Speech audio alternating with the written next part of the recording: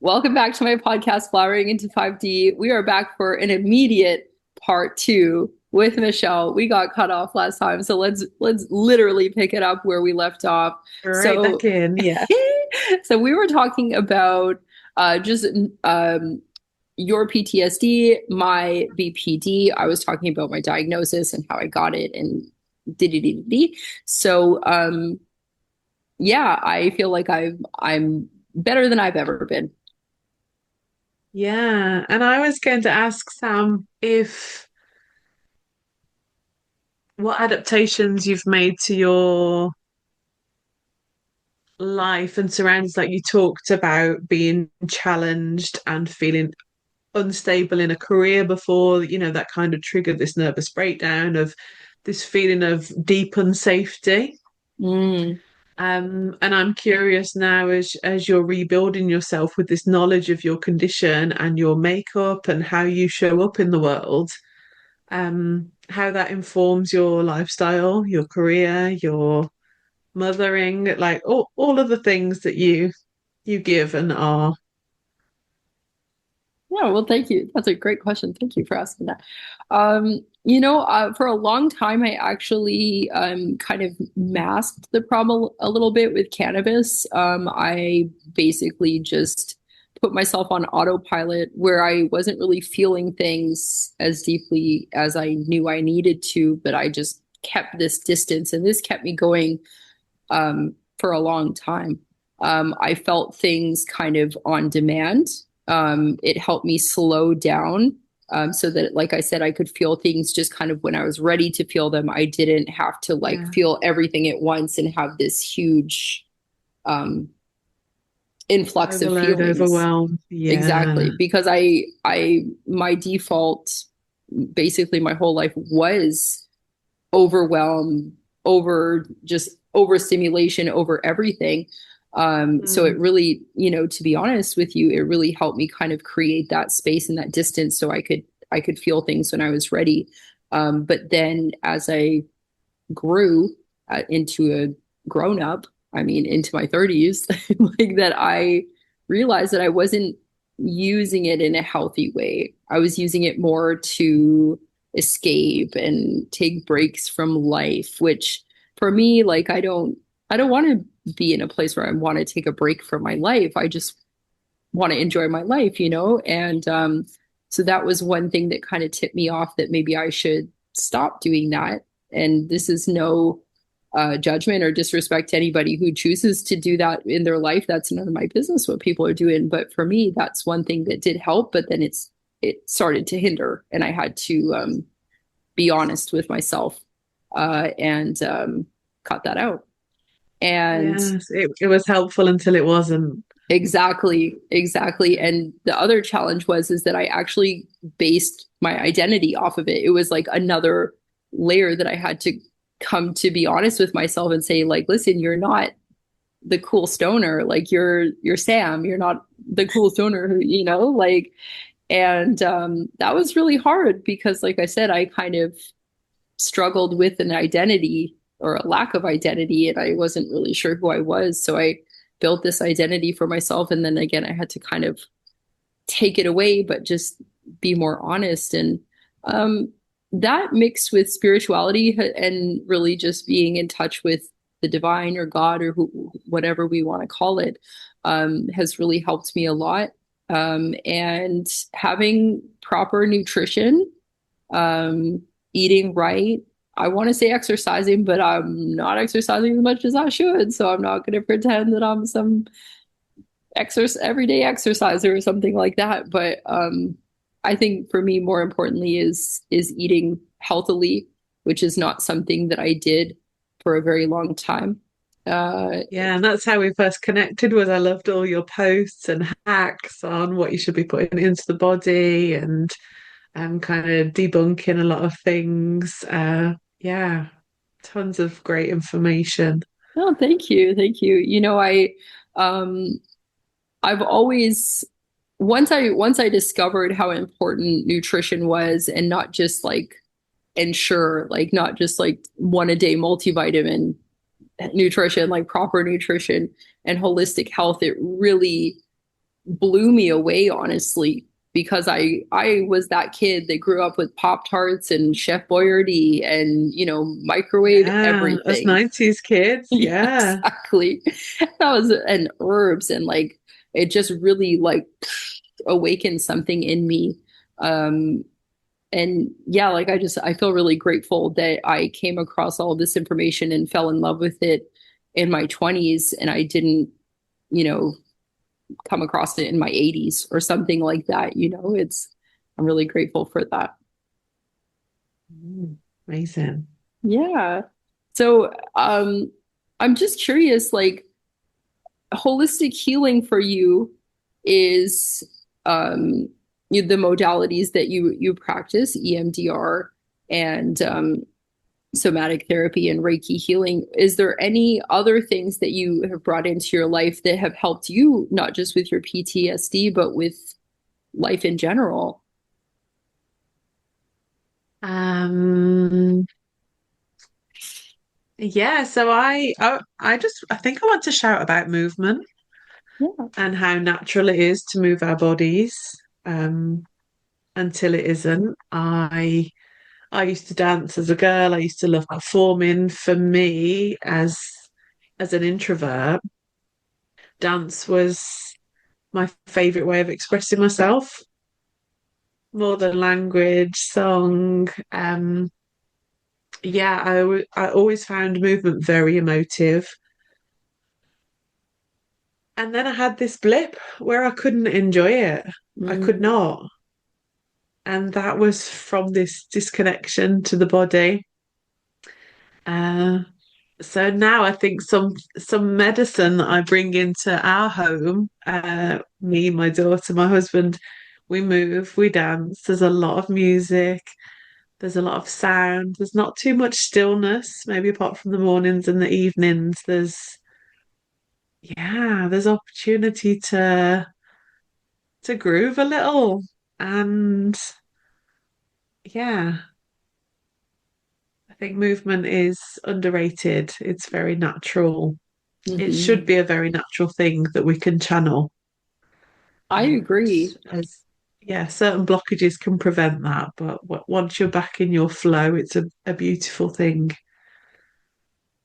I have to say also, like, I absolutely love all of the music that you have on your Instagram videos and posts. Like, I really admire you and your content because you're not like chasing all these like trendy real sounds. Like it just really feels like Don't even know what they are. like I just love that, like I can tell that you're choosing the songs that you actually like, and that's so powerful because I can feel that. And I'm like, like, I love this song. I'm gonna go like check this one out, love that. Yeah, thank you. You do actually comment, don't you, to say like, oh, I love how this feels. Like it's kind of received by you on a more than just a screen level, right? It can affect the body and yeah. Oh, that's what music does. I love it. Yeah. It's Can't so sing, can't powerful. play anything, but I can move along. That's all right. I That's love my that. contribution. Yeah, I'm right there with you. I I don't think I'm a very good singer, not to be like down on myself. I sing anyways, but whatever. It's fine. And Yeah. I love dancing too. Singing is so new. It's so soothing for the nervous system, that kind of natural vibration that it signals right through the throat. If we hum in a lowish tone, it resonates in our root, Mm. in our grounding, in our feminine. And that is so powerful and so healing just to sit with yourself and gently hum. The way you'd soothe the baby, it can be really beautiful to give that medicine back to yourself. So true, so true. To be honest with you, this year, I think it was this year or maybe last year, I just started like learning about the vagus nerve and how important it is. And I'm just curious, like, is that something that you bring into your healing with clients and with yourself? I mean, you mentioned humming, so I mean, Yeah. Yeah, no, so the vagus nerve is it's a big primal receptor and communicator. So it's the only cranial nerve that it's the only cranial nerve that's within the body. Mm, But 80% of the information from the nerve is upwards from the gut to mm, brain. okay. Yeah, which is so, so powerful because this is the nerve that responds and tells us I'm hungry, I'm thirsty. Um, this is what keeps us alive. But if we're not really listening to our bodies, and we talked about this in session, didn't we? Do Mm, you go to the bathroom as soon as you need it? No, I'm going to finish a task for another yeah. 45 minutes. Yeah. Your body doesn't feel very safe if you sit in your seat and ignore these signs. So the vagus nerve and the polyvagal theory is something that very much comes into bringing safety back into the body. And oh, it's such a wonderful thing to read up on and unlock. And yes, I do a lot of vagal toning to bring the body back online. Yeah. It's Amazing. fascinating, but I'm no neuroscientist. I don't love shouting about it because it's yeah, it's a tool that I use that I feel like I'm just scratching the surface, if I'm honest. Mm. But I mean, it feels like you know a lot about it because if somebody asks me, like, hey, what's the vagus nerve? I'm like, I don't know, start gurgling or start humming because that's all I know. Yeah.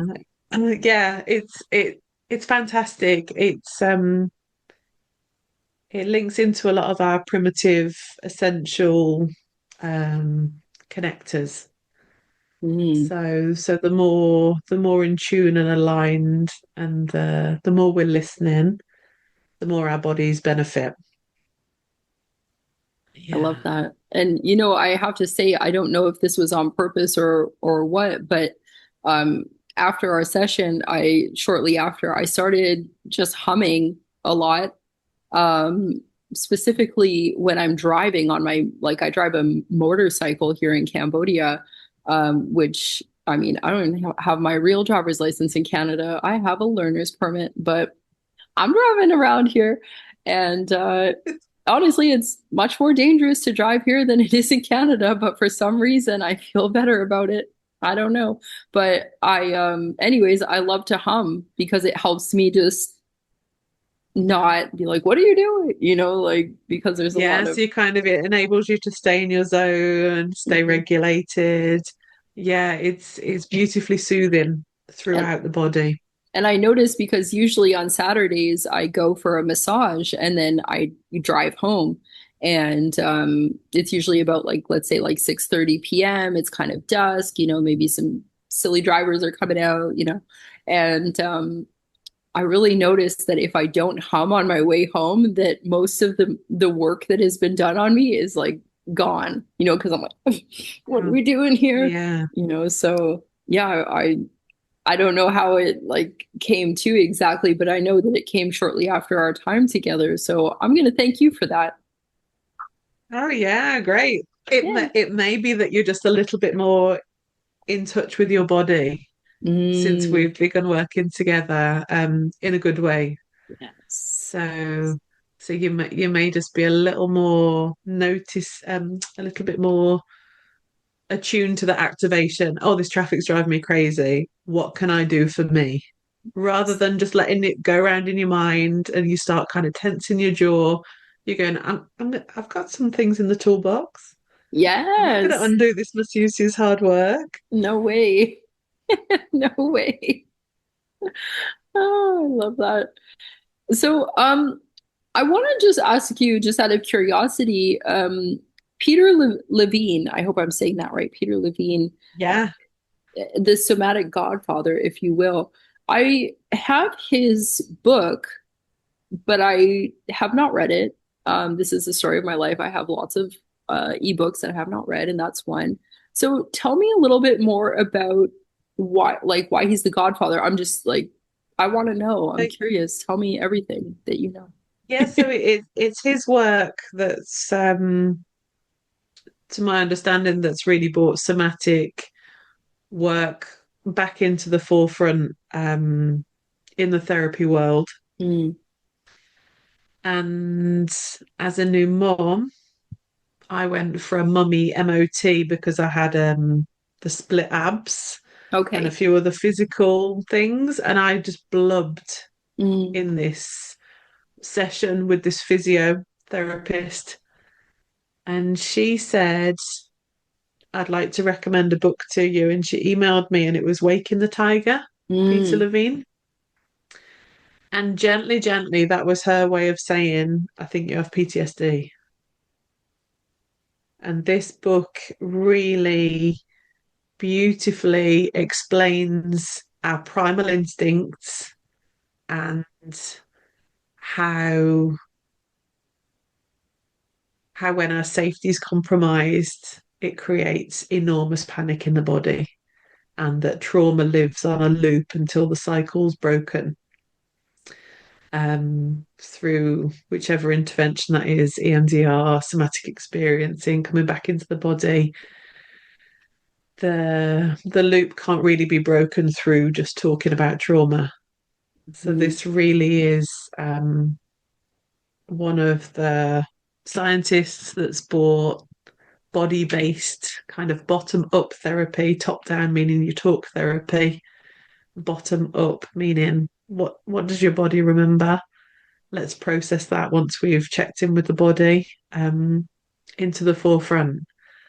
And that's what then led me to find the somatic coach, the EMDR therapist, and yeah, I'd kind of forgotten about this physiotherapist that was just the right person at the right time, who kindly nudged me and yeah, saw my symptoms in that moment, I guess. hmm. I love that. And I'm just curious, like you said like the right person at the right time. Just do you believe in coincidences or do you think that everything is divinely led or somewhere in between? What do you think? Ooh,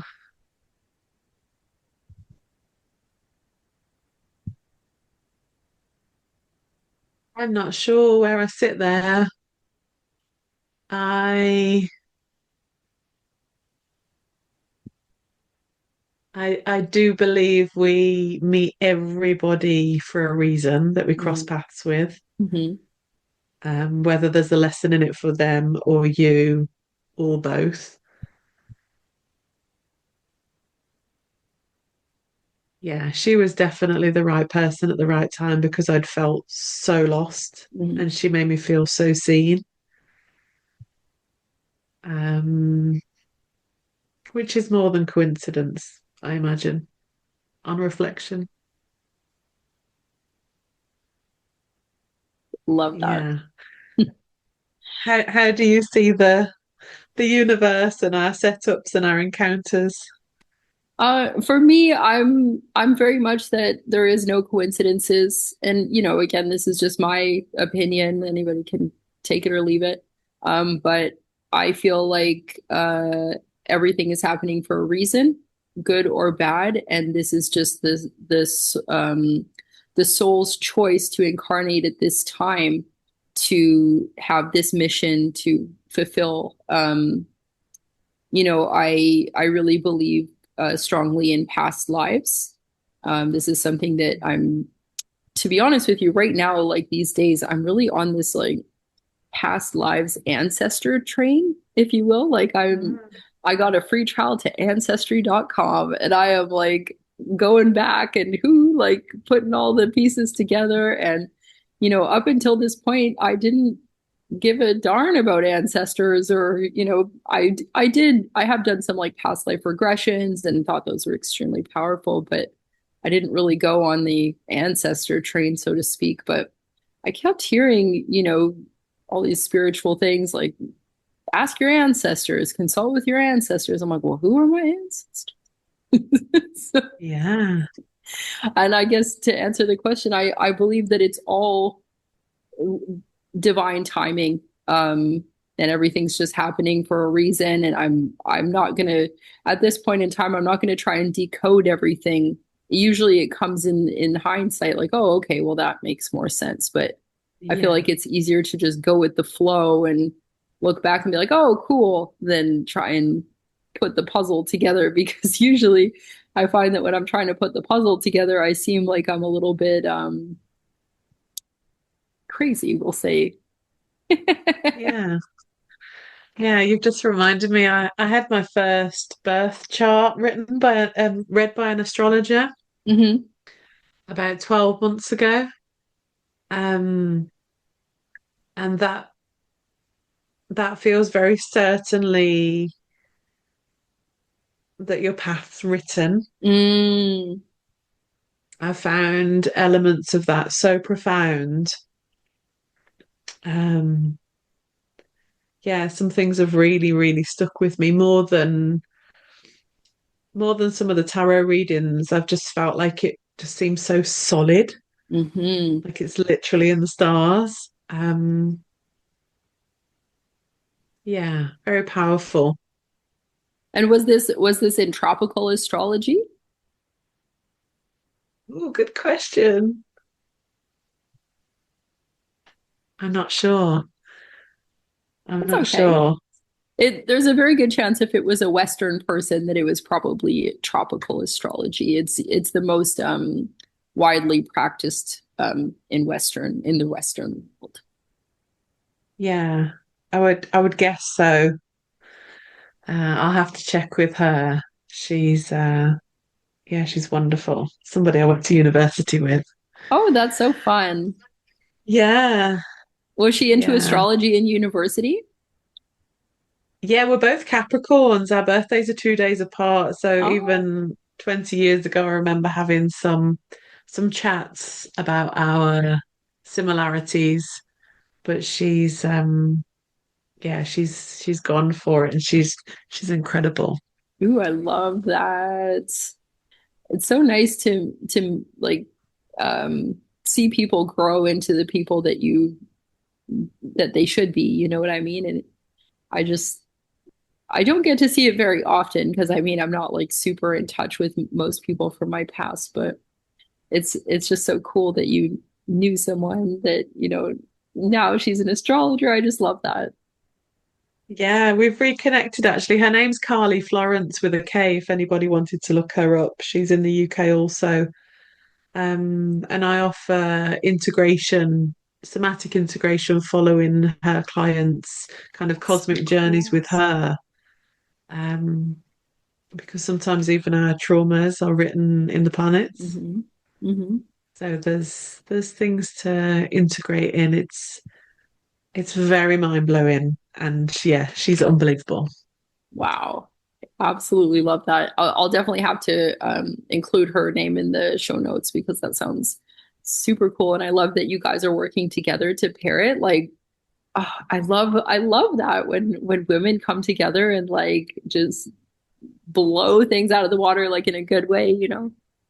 Oh, me too, me too. And isn't it gorgeous when we're in a holistic and entrepreneurial world where there's it's fairly limitless in how we can show up and we can keep learning and growing and yeah, it's like the universe is our oyster. Yes, exactly. I love that. Yeah, it's so freeing to be able to, work for yourself and just be able to dictate your own time and make the change that you want to see in the world. I mean, I feel like there's no better opportunity than that. Yeah, yeah. Oh, that's made me feel all warm and fuzzy. Yay! I wanted to name Sam that some of your words had really stuck with me from my human design reading with you. Um, it was such a surprise to me that I was a projector. I did not see that coming. Um, but so many of the things you said were so somatic, so body based. And it gave me such confidence that I'm in exactly the role in the world that I should be in. And like what I said about the tarots and our readings in our first episode, like when something really clicks, you can run with it. And some of your words have just elevated my sense of purpose in the most beautiful way. Something I hold dearly, and I often do some like bilateral stimulation tapping with these words is if your body doesn't expand towards it, it's not for you. Mm. I just think that was so golden what you gave to me. It was Oh. like, yeah, it's kind maybe naturally it was something that I lived by anyway. Like, how did your gut respond? Like, how do you feel about it? But the way you worded, like, if your body's towards it, I know exactly how that feels, that leaning in. Hmm. Yeah, Hmm. I just love how you share your knowledge. Oh, well, thank you Very so powerful. much. Thank you so much. You know, I fell in love with human design because it just like you said with your birth chart, it just kind of like, whoa, it clicked, but also it just made me realize like things are kind of like you said in the stars, so to speak. And in traditional human design, I'm also a projector, and it really landed with me because this is like the story of my life of like, I've got this great advice for you that you are going to love. And then they're like, what? I didn't ask for your advice. And I'm like, now I'm bitter about this, like, so it's something that really stuck with me a lot. And then I discovered true sidereal astrology, and then in turn human design, and it really knocked my socks off, so to speak. Yeah. Yeah, I've always kind of low key been into astrology. I remember even, I think I was like 8 or 9 years old, and I got this Cosmopolitan Taurus book, and it was all about being a Taurus. And again, I mean, I wasn't borderline then, um, technically, but also my mom clearly is. So I probably, I was without labeling it, but I was searching for an identity, and I found it in a Cosmopolitan Taurus book about how Taurus I am, and et cetera, et cetera. And It's validating though, isn't it? it When you read is. about yourself, you're like, oh yeah, this is me. This is me. But what really kind of shook me is that once I discovered, like, I'll just speak on astrology for a minute. When I discovered true sidereal astrology, it kind of shook me because in true sidereal astrology, the signs are different, the constellations are different sizes, and everything goes back about 24 degrees to take into account the Earth's precession, or the like wobble of the Earth.